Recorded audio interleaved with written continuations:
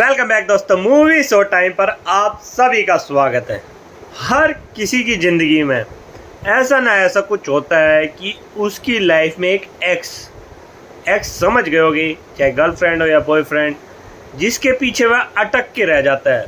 वह उससे इतना प्यार करने लगता है कि वो लाइफ से चला तो जाता है बट वो आगे भी बढ़ जाता है, पर पूरी ज़िंदगी उसी के साथ अटक के रह जाता है। और बहुत सारे भाई और बहनों की ज़िंदगी में ऐसे हुआ होगा जो उनकी लाइफ में वो अटक कर रह गया और वो आज भी वहीं अटका हुआ है। और फिर काफ़ी सालों बाद कुछ ऐसा होता है कि यार उसका एक मिस कॉल या मैसेज आ जाता है और कहता है मिलना है या बात करनी है, और वो फिर से वहीं पहुंच जाता है जहां से उसने दोबारा अपनी नई ज़िंदगी स्टार्ट करी थी। तो बहुत होता है और चलता आ रहा है। ऐसे ही एक सीरीज का नाम मैं आपके लिए लेकर आया हूँ जिसका नाम है मुसाफिर कैफ़े। देखने में मुझे बहुत देर हो गई बट यार सच में हटके बनाई है। मैंने इसकी बुक भी पढ़ी, वैसे मैं बुक पढ़ने का शौकीन नहीं हूँ, लेकिन इस सीरीज को देखते हुए मैंने बुक पढ़ी कि मैं क्या कितना सच है कितना। कहानी काफ़ी बुक से मिलती जुलती मिलेगी, लेकिन कुछ पॉइंट, कुछ नाम, कुछ जगह हल्के हल्के अलग कर दिए, थोड़ा सा ट्विस्ट दिखा दिया गया है, बस यही फ़र्क है। नहीं तो जैसे बुक पढ़ोगे और फिल्म देखोगे तो आप समझ जाओगे कि हाँ यही कुछ है। तो इसी पे आधारित ही है ये कहानी है।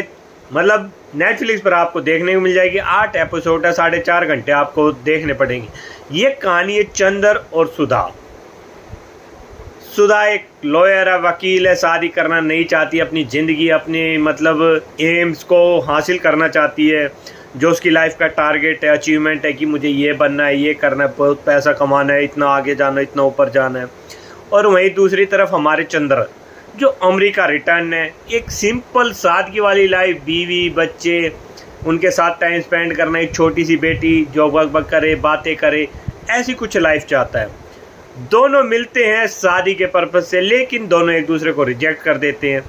फिर कुछ ऐसा होता है कि सुधा वापस से चंद्र की ज़िंदगी में आती है, और ये ऐसी आती है कि उसकी ज़िंदगी को बांध के रख देती है। दोनों एक दूसरे से प्यार करते हैं लेकिन जताते नहीं हैं। एक तरफ चंद्र कॉम्प्रोमाइज़ करे जा रहा है, लेकिन वो अपनी लाइफ में सुधा के साथ इतना खुश है कि अपने कॉम्प्रोमाइज़ को उसके आगे जाहिर नहीं होने दे रहा कि मैं तेरे लिए कॉम्प्रोमाइज़ कर रहा हूँ। दूसरी तरफ सुधा भी उसके साथ खुश है, लेकिन शादी के नाम से सुधा बहुत चिढ़ती है और सुधा आगे बढ़ती जा रही है। धीरे धीरे उसे मुंबई से लेटर आता है, ऑफ़र लेटर, बड़ी लो फर्म का, पर वो मना तो कर देती है। लेकिन फिर इनके बीच में कुछ ऐसा होता है कि वो दोनों अलग हो जाते हैं, एक दूसरे से बिछड़ जाते हैं और अपनी अपनी ज़िंदगी में, क्योंकि कुछ ड्रीम हमारे चंद्र के भी थे। अब भाई उसने एक मुसाफिर कैफ़े, उसका नाम था ड्रीम कैफ़े, जिसको नाम दिया हमारी सुधा ने मुसाफिर कैफ़े। अब जब इनके बीच कुछ अनबन होती है तो वो अपने रास्ते निकल जाती है और ये भाई साहब अपने रास्ते निकल जाते हैं। यहाँ पर भी चंद्र को एक लाइफ पार्टनर मिलता है। अब ये लाइफ पार्टनर या इनका मुसाफिर कैफ़े का पार्टनर, कुछ भी पार्टनर कर लो, प्रीति कौशिक। कहानी चलती रहती है, कभी आगे की कभी पीछे, मतलब एक तरह से फ्लैशबैक में कहानी चलती रहती है, जिसे देखकर आपको कई बार हंसी आएगी, कई बार मन गुदगुदाएगा, कई बार कुछ बार तो आंखों में नमी भी छोड़ जाएगा। तो ऐसे ही कहानी चलती रहती है। आपको देखकर बिल्कुल मतलब एक सुकून मिलेगा। कुछ लोगों को अपनी एक्स की याद भी आएगी कि उन्होंने किस पर्पज़ से उनको छोड़ दिया, आखिर क्यों छोड़ दिया। ये उस बात को सोचेंगे भी, चाहे उन्होंने खुद छोड़ा हो या उनकी एक्स ने छोड़ा हो, जो भी है।